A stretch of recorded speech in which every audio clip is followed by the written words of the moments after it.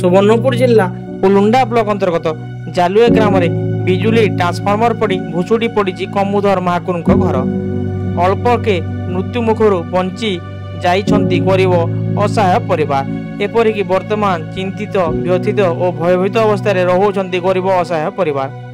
झड़ तोफान बिजुली ट्रांसफॉर्मर सहित गोटे वृक्ष भांगी जालुए ग्रामर कम्बुधर महाकुर घर उपरे पड़ भुशुड़ी पड़ी घर।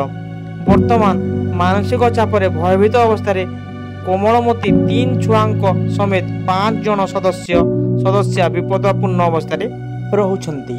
तेणु सरकारी सहायता एवं पक्का घर खंडिए जोगाई देबा पाई आकुल निवेदन करिसंती कम्बुधर परिवार।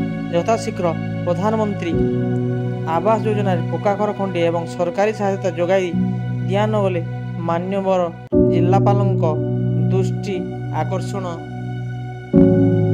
कराजिव बोली कोहभरा कंठरे काकुति मिनति होई निज दुख बखाणुछंती कम्बुधर असहाय परिवार।